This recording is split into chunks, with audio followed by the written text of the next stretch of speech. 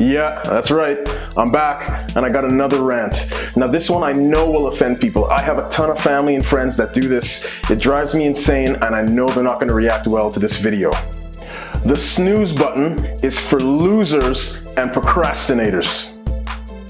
One of the first decisions you'll make in the morning is how to get up and get ready for the rest of the day. And that sets the tone for the day.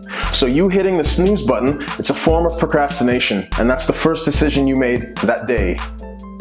Think about that for a second. Procrastinating before you've even gotten out of bed. Our life is basically a product of the decisions we make. And those decisions compound and create new decisions and new scenarios during the day, the week, and the month. For example, let's say I have to get up a bit earlier and get some work done that I didn't finish the day before. Now let's imagine me hitting the snooze button 3 times. So that's 30 minutes of time I wasted. Now, when I get up, I still feel groggy. I didn't get the work done that I told myself I would. Now I feel rushed, so I'm probably only leaving a little bit of time to scramble out of the house and grab a crappy breakfast on the way to work. At work, I feel the stress of not having gotten any of that work done. My crappy breakfast has spiked and then dropped my blood sugar, so I'm feeling foggy and lethargic. And now, due to my mood and my brain fog, my work quality is low and I'm not interacting well with my coworkers or my boss. Now the contrast to this would be me getting up when the alarm goes off, getting that extra bit of work done so my stress level goes down, and now I have enough time to have a healthy breakfast, or I can pack some nutritious food to take to work. For those of you doing intermittent fasting, you can ignore the part about breakfast.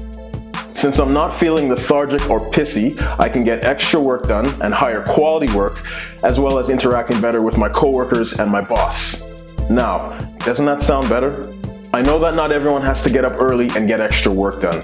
I also know that's one scenario out of an infinite number that could happen in the morning. But there is a benefit for you getting up right when the alarm clock goes off. Pressing the snooze button is a habit, not a requirement, and you made it a habit a long time ago. The good news is you can replace that habit with a better one very quickly. But CJ, I need my snooze button. No, you don't. You feel that way because you're conditioned to pressing it, but you don't need your snooze button. Need is a strong word. You need air to breathe. You need food and water to restore and repair your body. You need clothing and shelter so that you can survive the elements. You do not need your snooze button. That is a habit. And even though it has a strong pull on you, you can always replace it with a new habit and a better habit. I can do what I want. It's my right to use the snooze button if I feel like it. You're absolutely right. It is your right to hit the snooze button. It's also your right to put a half-assed effort in when you're at work. It's also your right to eat junk food every day, all day. It's also your right to abuse alcohol. And yes, I'm putting all those things together because they're all bad ideas.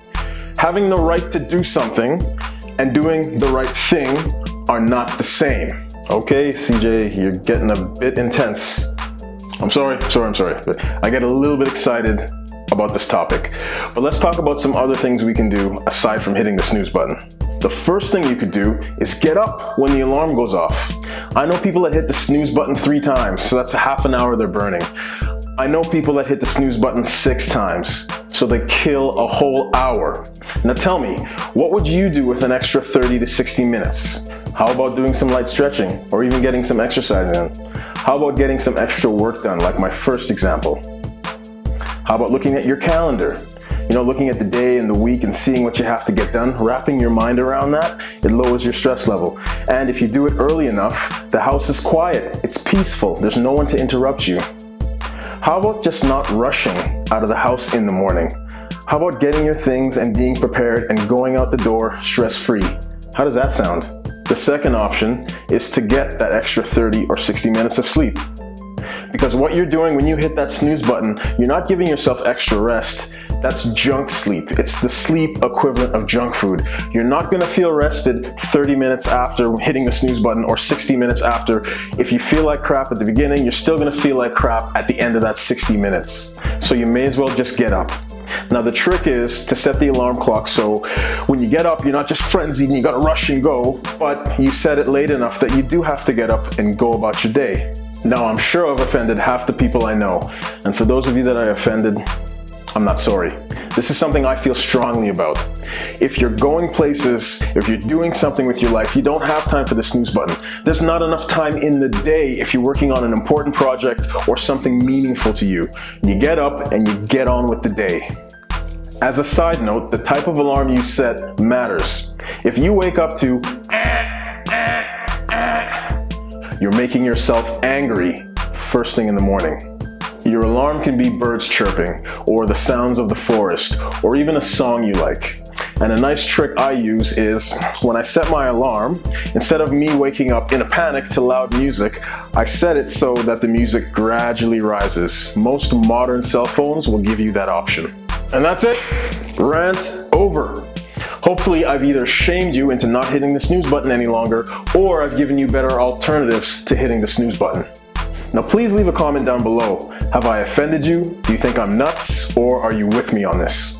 And you definitely have to share this video because all of us have at least 5 people that need to hear this message. I've got probably 30 people that need to hear this. Now's the part where you hit the button and subscribe to this channel. It's not just a bunch of rants from me. We have a whole team and there's lots of content on sleep, nutrition, and training. And you know this is not the last rant, so until next time.